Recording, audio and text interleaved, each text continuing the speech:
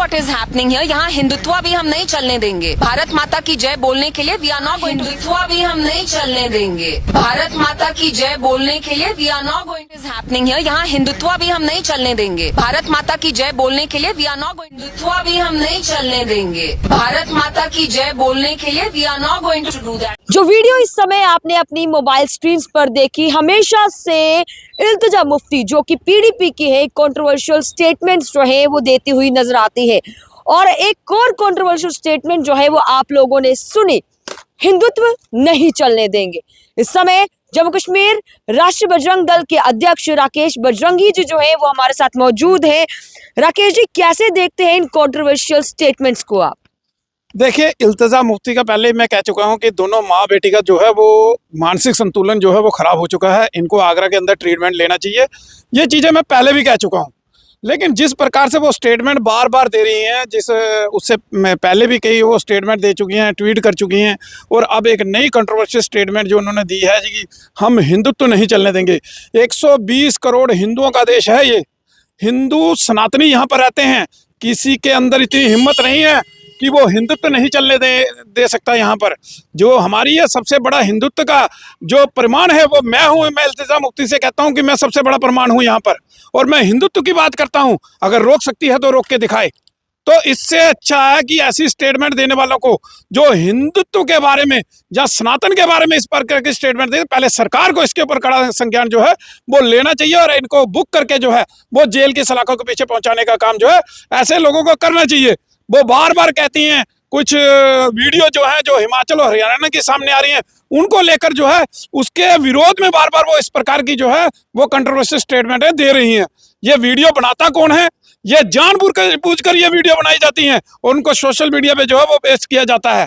देखिए, उसके बाद आज मैं एक और वीडियो सुन रहा था, जो एक व्यक्ति जो है वो वीडियो बना रहा है और किसी हिमाचल के व्यक्ति से बात कर रहा है और कह रहा है कि जय श्री राम बोलना क्या जबरदस्ती बुलवाना। क्यों बनाई जा रही है? ये किस लिए बनाई जा रही है? ये एक बहुत बड़ी साजिश है, और इस साजिश का फायदा जो है वो महबूबा मुफ्ती और उसकी बेटी जो है इल्तिजा मुफ्ती जो है वो उठा रहे हैं। वो कहते हैं भारत माता की जय नहीं बोलेंगे, वंदे मातरम नहीं बोलेंगे। हिंदुस्तान में रहना है तो क्या भारत माता की जय बोलना या वंदे मातरम बोलना गलत है? देखिए, इल्तिजा मुफ्ती से मैं एक चीज कहना चाहता हूँ कि जब आजादी की लड़ाई हुई उससे पहले सभी भारत माता की जय बोलते थे, और कोई ऐसा नहीं जो भारत माता की जय नहीं बोलते। आज भी देश के अंदर कई लोग जो हैं, कोई कुछ गिने चुने लोग हैं जो कहते हैं कि भारत माता की जय नहीं बोलेंगे। बाकी पूरे देश के अंदर भारत माता की जय बोला जाता है, और ये लोग केवल प्रोपेगेंडा करने का काम करते हैं। देश को बदनाम करने का, लोगों को बदनाम करने का काम जो है इन लोगों ने बीड़ा उठाया है। जिस तरीके से राकेश बजरंगी जी, ये पहला स्टेटमेंट नहीं है इल्तिजा मुफ्ती का कंट्रोवर्शियल। उन्होंने पहले भी कहा कि आरएसएस और बजरंग दल जो है वो देश के लिए कैंसर है। और जब हमने एक इंटरव्यू किया था उसमें जो बड़े अधिकारी हैं उन्होंने कहा था कि आरएसएस को ज्वाइन करिए, और हम कहेंगे कि फीस जो है वो भर दीजिए, आरएसएस को ज्वाइन करिए। देखिए, माननीय प्रवीण भाई तोगड़िया जी ने भी जवाब दिया था कि कैंसर का सर्जन मैं हूँ, और देश का 1986 में सबसे बड़े कैंसर सर्जन थे।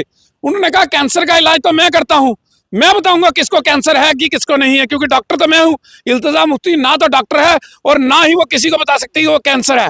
लेकिन जिस प्रकार की उन्होंने स्टेटमेंट दी है और वो गलत है, और डॉक्टर प्रवीण भाई तोगड़ी जी ने कहा था कि उसका जो इलाज का खर्चा है वो भी मैं दूंगा, और तुम्हारे कैंसर का इलाज मैं करूंगा। देखिए, इल्तिजा मुफ्ती को एक चीज मैं कहना चाहता हूं कि अगर हिंदुत्व के ऊपर या सनातन के ऊपर इस प्रकार से उसने दोबारा कोई टिप्पणी की तो वह हम भूल जाएंगे, क्योंकि इससे पहले महबूबा मुफ्ती को हम बता चुके हैं। जम्मू में पैर रखने के लिए जब उसने पैर रखा, हमने काले झंडे दिखाए, और रात को 10 बजे जम्मू में आई तो 10 बजे उसको उसकी गाड़ियों के आगे हमने जो है काले झंडे दिखाने का काम, उसके पुतले फूकने का काम किया।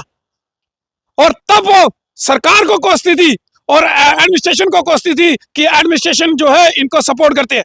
तो ऐसा ना हो कि आने वाले समय में जम्मू के अंदर माँ बेटी को जब जम्मू के अंदर है तभी यहाँ पर उनके जो है घेराव किए जाए, उनके प्रदर्शन किए जाएंगे, और यहाँ पर कोई कार्यक्रम उनको करने नहीं दिया जाएगा अगर हिंदुत्व के ऊपर दोबारा उन्होंने इस प्रकार की कोई जो स्टेटमेंट दी या हिंदू या सनातन के खिलाफ बोली। अगर हिंदू के ऊपर, हिंदुत्व के ऊपर या सनातन के ऊपर इल्तिजा मुफ्ती या फिर उनकी माँ माता श्री महबूबा मुफ्ती बोली तो यहाँ पर एक बार फिर से उन लोगों का घेराव किया जाएगा। जब वो जम्मू में आएंगे, काले झंडे दिखाए जाएंगे। अभी राकेश बजरंगी जी ने जो है ये स्टेटमेंट दी है, अगर आप लोग हिंदुत्व के ऊपर वापस बोलते हैं, इस तरीके की स्टेटमेंट्स देते हैं, तो आप लोगों को इसी तरीके से जैसे पहले हो चुका है, काले झंडे दिखाए गए हैं, आप लोगों का घेराव किया गया है, तो ये वापस भी हो सकता है। आप लोगों की क्या कुछ राय है जरूर कमेंट सेक्शन में रखिएगा। इस वीडियो को ज्यादा से ज्यादा शेयर करिएगा और तमाम खबरों के लिए जुड़ेगा यूएनटी के साथ। वीडियो जर्नलिस्ट के साथ समीक्षा वर्मा, यूएनटी जम्मू।